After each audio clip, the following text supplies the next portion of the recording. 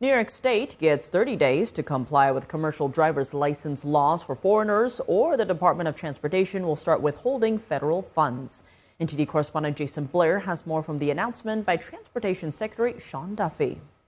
An American and a family gets in a car, they shouldn't be worried that they have an unqualified foreigner operating an 80,000-pound big rig that could endanger their lives. After a nationwide audit, the Department of Transportation says that New York is the state most out of compliance with laws on issuing commercial driver's licenses, or CDLs. 53% of New York's non-domiciled CDLs were issued unlawfully or illegally. A non-domiciled CDL is a type of commercial license for drivers who aren't residents of the issuing state.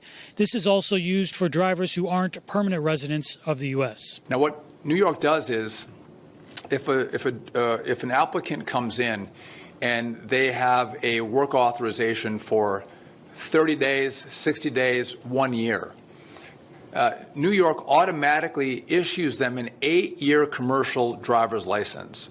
That's contrary to the law. Duffy also says, we also found that New York many times won't even verify whether they have a work authorization, they have a visa, or they're in the country legally. So they're just giving 8-year commercial driver's licenses to people who are coming through their DMV and sending them out on American roadways. And again, they're endangering the lives of American families. Duffy says federal law requires New York to come into compliance within 30 days. If the state does not, then $72 million will be withheld from New York as a first step. Secretary Duffy also mentions California. In California, again, 25% of their driver's licenses were issued illegally. 17,000 were pulled, and we are grateful for that. However, Duffy says that California still hasn't complied with laws requiring drivers to understand English. California is the only state that has refused to enforce our laws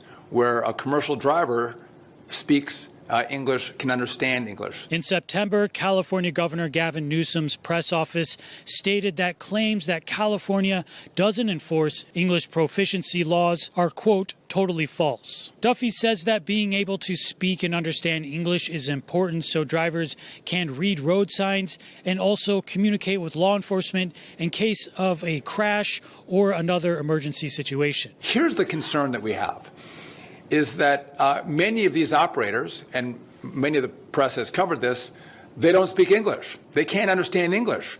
So it begs the question, how did they get a commercial driver's license? How did they get through the system if they don't understand the language? Reporting from Washington, D.C., Jason Blair, NTD News.